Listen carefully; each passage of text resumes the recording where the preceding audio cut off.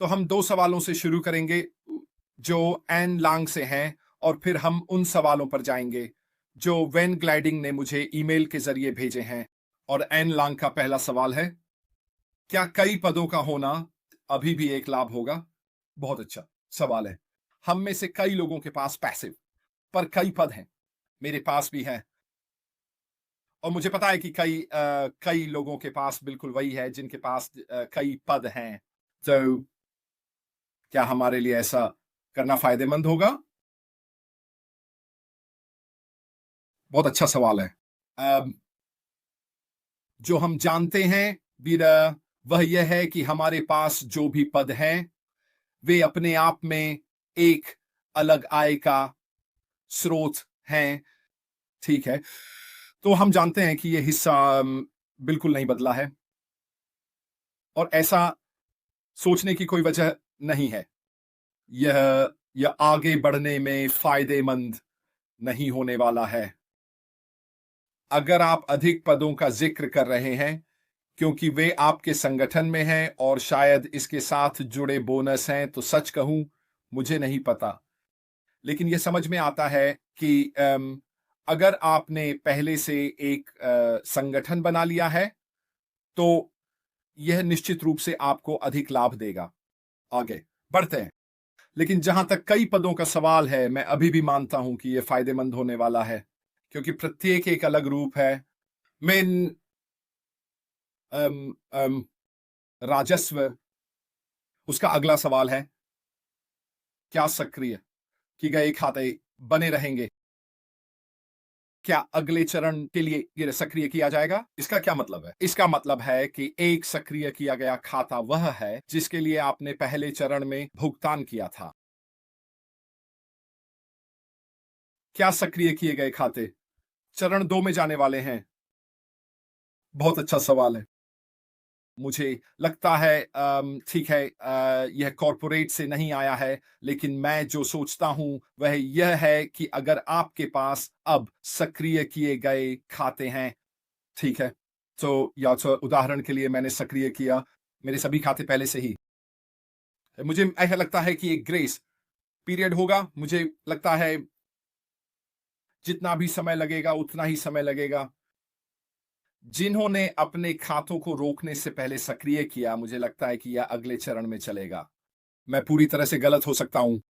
मुझे उम्मीद है कि मैं गलत नहीं हूं क्योंकि मैं जैसे बहुत से अन्य लोग खर्च किया या उन सभी खातों को सक्रिय करने के लिए बहुत सारा पैसा खर्च किया।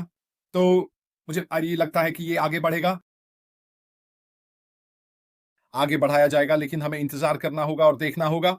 लेकिन यह मेरी सबसे अच्छी अनुमान है, मुझे लगता है, जो मैं इसके साथ कर सकता हूं। पहला सवाल था, कौन सी उभरती तकनीकें या रुझान आपको लगता है कि सबसे बड़ा प्रभाव डालेंगी अगले 5 वर्षों में पैसिव इकोसिस्टम पर प्रभाव? बहुत अच्छा सवाल। फिर से मैं जो कर सकता हूं वह है अपनी राय देना। मुझे नहीं पता कि इनमें से कोई भी हमारे इकोसिस्टम में लागू होने वाला है या फिर हमारे किसी भी उत्पाद या सेवा में। लेकिन चलो अभी से ही इसे लेते हैं। पिछले साल में इस वास्तव में कितनी नई तकनीक, एआई चालित तकनीक उभरी है जिसके बारे में हम पहले से ही जानते हैं। उदाहरण के लिए चैट जीटीपी को देखिए। देखिए, उदाहरण के लिए डीप सीक, जिन सभी प्रकार की तकनीकों के बारे में हम जानते हैं वे पिछले 12 महीनों में आई हैं। क्या मुझे विश्वास है कि उन्हें एकीकृत किया जाएगा, इकोसिस्टम और उत्पाद? हाँ, मुझे लगता है हम होंगे। अगर हम उस तकनीक का उपयोग नहीं करते जो आज हमारे अपने इकोसिस्टम या उत्पादों और सेवाओं में उपलब्ध है, तो यह बेवकूफी होगी। कई अन्य कंपनियों ने इसे अपनी एआई में एकीकृत किया है। बॉट्स, जहां तक भी चैट बॉट्स की बात है, इसलिए मुझे कोई कारण नहीं दिखता कि हम उस प्रकार की तकनीक आज का उपयोग बहुत नहीं करेंगे। क्वांटम भौतिकी, उदाहरण के लिए, इस समय एक बड़ा चर्चा का विषय है। यह क्वांटम कंप्यूटिंग की उन्नत स्थिति है जो चीजों को तेज बनाती है और बाकी सब कुछ। क्या मुझे लगता है कि क्वांटम कंप्यूटिंग हमारे साथ भी एकीकृत होने जा रही है? हाँ, क्यों नहीं? हमें ऐसा क्यों नहीं करना चाहिए? नई या उभरती तकनीक का उपयोग करके आगे बढ़ने के लिए इसे अपनाने में सबसे आगे रहने का प्रयास करें। यह text to speech, speech to speech अनुवाद, मुझे यकीन है कि यह कुछ ऐसा है जिसका हम उपयोग करेंगे और हमारे उत्पादों में उपयोग करने में सबसे आगे रहना अगले चरण की ओर बढ़ते हुए, और स्पष्ट रूप से ब्लॉकचेन तकनीक से संबंधित सभी अन्य पहलू। मुझे लगता है कि इसका हमारे पारिस्थितिकी तंत्र, हमारे उत्पादों और सेवाओं में बड़ा प्रभाव पड़ेगा, क्योंकि यह वॉलेट का एकीकरण, पैसे का हस्तांतरण और बाकी सब कुछ बहुत बहुत आसान बना देता है। मुझे लगता है कि यह हमारे लिए भी एक बड़ा हिस्सा होगा। तो क्या मुझे लगता है कि इन सभी का उपयोग किया जाएगा। क्या इसके साथ साथ, हाँ, मुझे लगता है कि वे हो सकते हैं। हमें इंतजार करना होगा और देखना होगा, लेकिन बिल्कुल मुझे लगता है कि ये कुछ ऐसा होगा कि जो एकीकृत किया जाएगा। जो लोग चैट में सवाल डाल रहे हैं उनका बहुत बहुत धन्यवाद। मैं उनके पास आऊंगा। वहने का अगला सवाल था, ऑन पैसिव अन्य सभी एआई संचालित व्यवसायों और वर्तमान में बाजार में मौजूद ऑटोमेशन प्लेटफॉर्मों से खुद को कैसे अलग करेगा? बहुत अच्छा सवाल। तो मूल रूप से हमें दूसरों से अलग क्या बनाएगा? ये एक ऐसी चीज है जो मुझे लगता है कि हमारे लिए गर्व का कारण बनेगी। यह एक ऐसी चीज होगी जो हमें स्थापित करेगी पूरी तरह से दूसरों से अलग। और यह मेरे लिए यह दो तरफा है। एक है हम जो देने जा रहे हैं उसकी मूल्य, और दूसरा है मूल्य बिंदु। मुझे लगता है कि अगर हम बेहतर मूल्य का कुछ दे सकते हैं, और बेहतर मूल्य से हमारा क्या मतलब है, यह ग्राहक के नजरिए से दो चीजों को देखने का तरीका है। जो आइटम बहुत समान है, एक आपको यह देता है, दूसरा आपको यह देता है कीमत। वे कीमत पर ध्यान देंगे। मैं इसके लिए इस कीमत का भुगतान कर रहा हूं, लेकिन जिस उत्पाद का रूप और कार्य समान है, लेकिन उसमें इससे कहीं अधिक शामिल है, क्या उसकी लागत भी इतनी ही है? इसका परिणाम क्या होने वाला है? हम इसे रोजाना करते हैं। जब आप किराने की खरीदारी करने जाते हैं तो आप दो के लिए एक की तलाश करते हैं। आप होम ब्रांड की तलाश करते हैं। आप ऐसी चीजों की तलाश करते हैं जो आपके लिए बेहतर मूल्य हो, जो आपको वही चीज दें। अब तकनीक और उत्पादों के संदर्भ में, अगर आप किसी को एक ही चीज कम कीमत पर दे रहे हैं तो आप जीत गए हैं। लेकिन फिर अगर आप किसी को वही चीज देते हैं अधिक विशेषताओं के साथ, अधिक घंटियां, झंकारें, उपयोग, जो भी आप इसे कहना चाहें, एक कम कीमत पर किसी और की तुलना में, तो आप निश्चित रूप से जीतने वाले हैं, क्योंकि लोगों जी को हमारे उत्पादों की जरूरत है। आखिरकार ऐश हमेशा कहता है अगर इसकी जरूरत है तो हम इसे विकसित करेंगे। पहले से ही इंटरनेट पर लोगों द्वारा रोजाना उपयोग की जाने वाली कई चीजों की आवश्यकता है। सम्मेलन मंच, यूआरएल को संक्षिप्त करें, वॉलेट, और हर तरह की, आप जानते हैं, बहुत सारी चीजें, ई लर्निंग, सब कुछ ठीक है। हम अब इन्हें रोजाना उपयोग कर रहे हैं। अगर हम बाजार में कम कीमत पर उत्पादों के लिए बेहतर मूल्य के साथ प्रवेश कर सकते हैं तो वे पहले से मौजूद चीजों से बेहतर होंगे। यह हमें बाकी सबसे बहुत ऊपर खड़ा कर देगा। इन सबको एकल साइन ऑन के साथ जोड़ें। ठीक है, एक पारिस्थितिकी तंत्र है जिसमें आप जाते हैं। इन सभी का उपयोग करना, ये एक और फायदा है। इसमें यह जोड़ें कि उस पारिस्थितिकी तंत्र के हर एक व्यक्ति को केवाईसी के माध्यम से सत्यापित किया गया है, तो आप वास्तव में जानते हैं कि आप सही चीजों पर हैं। मुझे लगता है कि ये चीजें हमें बाकी सबसे काफी आगे खड़ा करेंगी। जो सब्सक्रिप्शन भुगतान किए गए थे लेकिन क्रेडिट नहीं किए गए, क्या कंपनी अभी भी उन्हें ट्रैक कर सकेगी? मुझे ऐसा लगता है। इसका जवाब है, याद रखें, हमें बताया गया था कि पारिस्थितिकी तंत्र का 100% डेटा भी पुनर्प्राप्त कर लिया गया है। और अगर आप इसे इसके आधार पर लेते हैं, तो इसका मतलब है कि पारिस्थितिकी तंत्र के भीतर जो कुछ भी होता है, जैसे कि भुगतान और क्रेडिटिंग आदि, वह सब कुछ अभी भी वहां होगा। तो मुझे कोई कारण नहीं दिखता रोज कि अगले चरण में सुलझाया नहीं जाएगा। भाई, एक सवाल है। क्या आपको लगता है कि अश शायद चाहता होगा कि हम एक नए एनडीए पर हस्ताक्षर करें, जिसमें संस्थापकों के लिए अधिक लाभ हो सकते हैं? ठीक है, चलो इसे दो भागों में लेते हैं। ठीक है,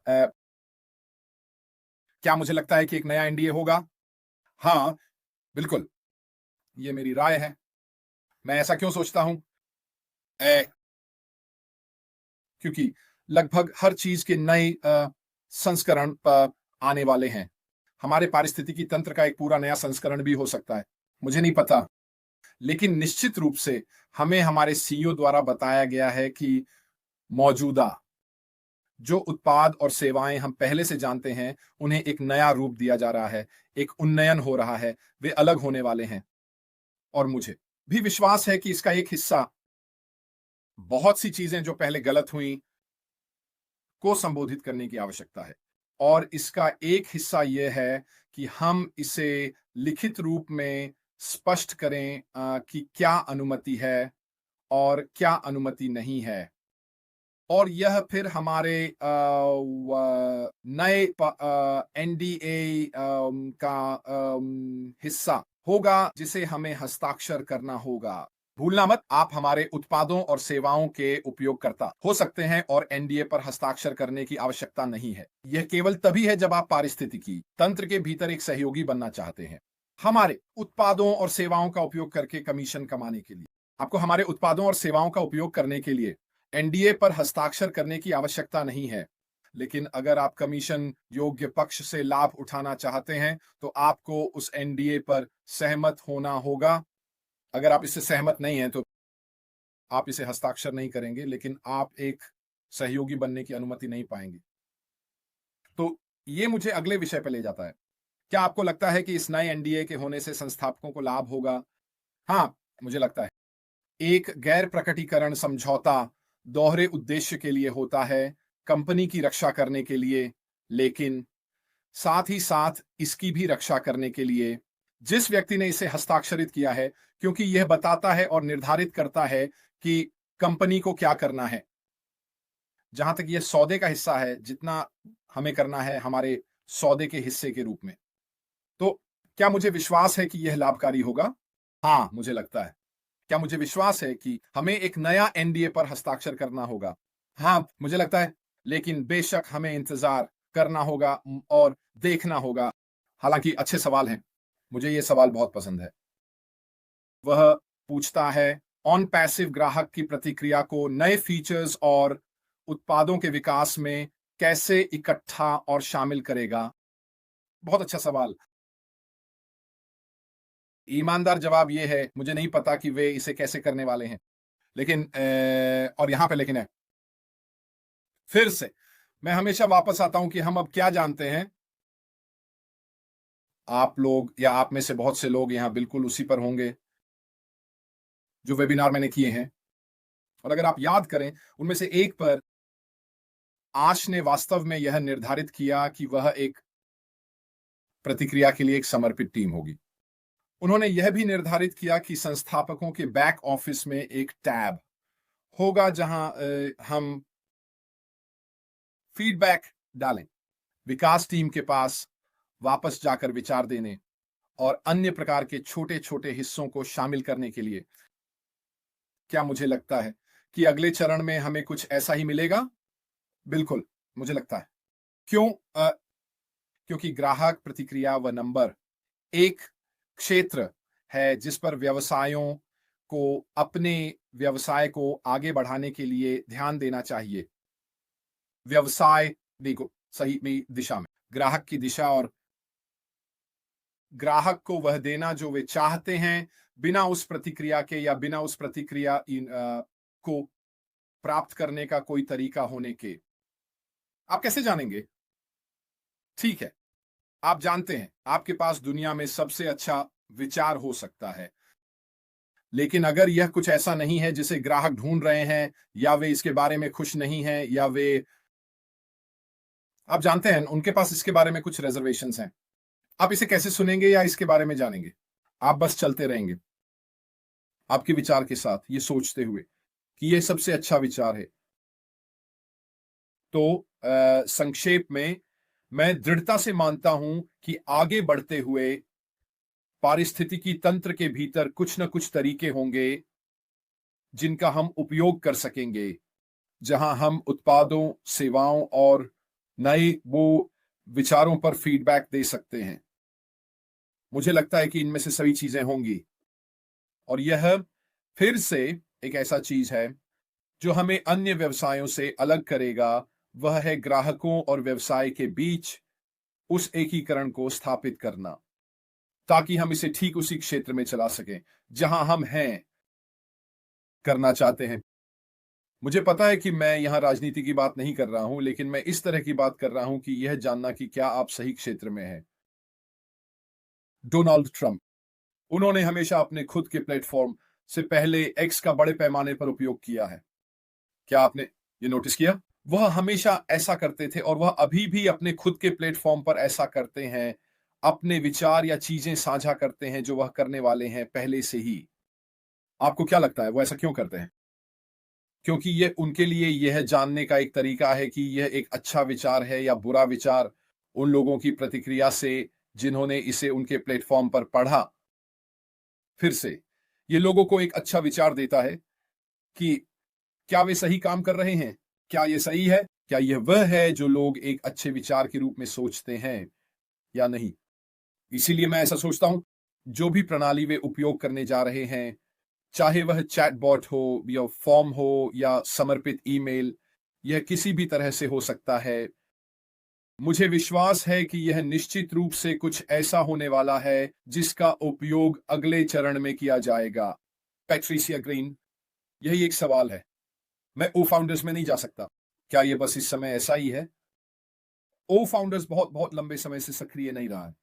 ठीक है, और कोई भी ओ फाउंडर्स में नहीं जा रहा है। ये लाइव नहीं है, कम से कम सितंबर 2024 से यह लाइव नहीं रहा है। अगर आप अपने ओईएस पारिस्थितिकी तंत्र का जिक्र कर रहे हैं, तो वह रख रखाव के तहत है। ठीक है, रख रखाव के तहत नहीं। इस समय हमें लॉग इन करने की अनुमति नहीं है। ठीक है, इस समय ये एक लाल रंग का त्रुटि संदेश दिखाएगा जिसमें कहा जाएगा कि या तो पासवर्ड या उपयोगकर्ता नाम अमान्य है। दोस्तों, मत जाओ और इसे बदलने की कोशिश करो, इससे कोई फर्क नहीं पड़ेगा। ठीक है, इसके पीछे काम चल रहा है, उन्हें इसके बारे में पता है। हमारे सीईओ को इसके बारे में सूचित किया गया है। क्या भविष्यवाणी में एक नया निजी क्रेडिट यूनियन है जो प्रत्येक संस्थापक को एक मैस कार्ड या वीजा कार्ड, डेबिट कार्ड जारी करता है? बहुत अच्छा सवाल है। फिर से चलो, हम जो जानते हैं उसकी ओर वापस चलते हैं। जो हम पहले से जानते हैं वह यह है कि यह निश्चित रूप से हमारे सभी के लिए किसी न किसी रूप में कार्ड पर था।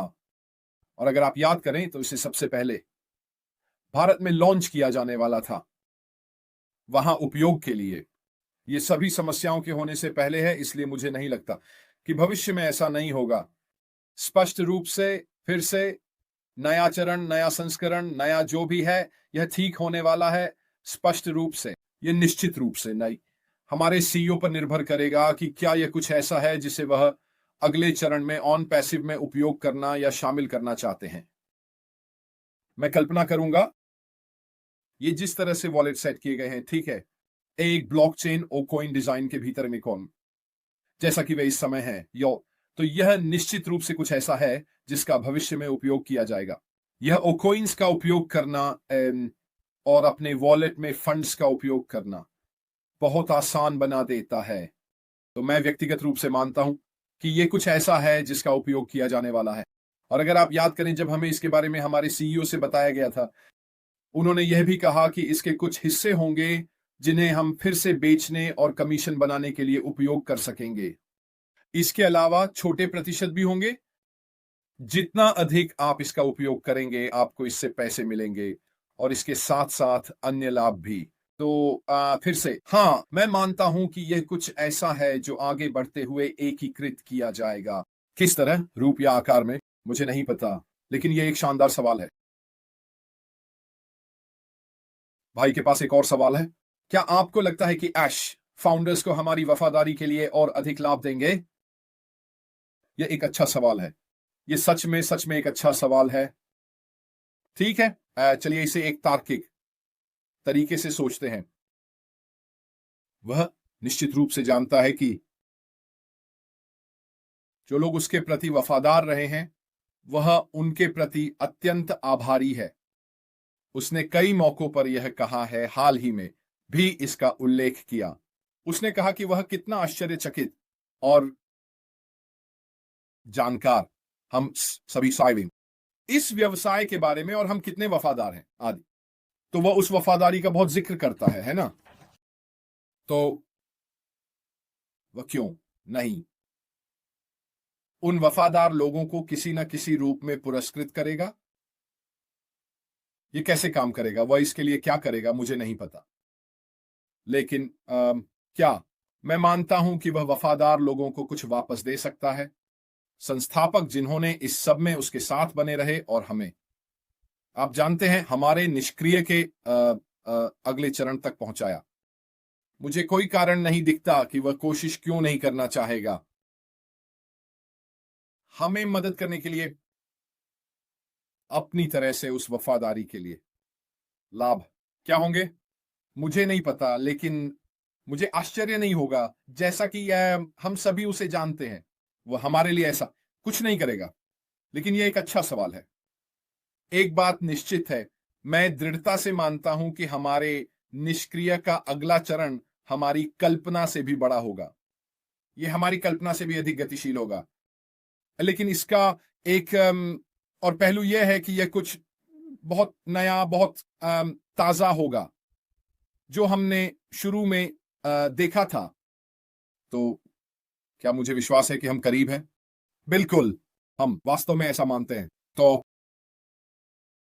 आप जानते हैं, चीजें बेहतर हो रही हैं।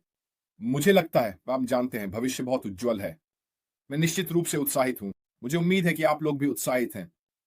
याहू द्वारा निष्क्रिय किए गए ईमेल, जहां तक लोगों के लिए फिर से लॉग इन करने के लिए निष्क्रिय ईमेल का सवाल है, चलिए इंतजार करते हैं और देखते हैं। ठीक है, याद रखें, बाहरी ईमेल, ठीक है, यह उपयोगकर्ता की जिम्मेदारी है। इसका ऑन पैसिव से कोई लेना देना नहीं है। यदि आपने अपने स्वयं के ईमेल की देखभाल नहीं की है, तो यह वास्तव में आपकी जिम्मेदारी है, ऑन पैसिव की नहीं। यदि वे किसी भी कारण से निष्क्रिय हो गए हैं या जो भी हो, तो भी आगे बढ़ते हुए उस ईमेल को बदलने का एक तरीका हो सकता है। लेकिन फिर से हमें निश्चित रूप से इंतजार करना होगा और देखना होगा कि क्या यही सब है, संभव है या नहीं।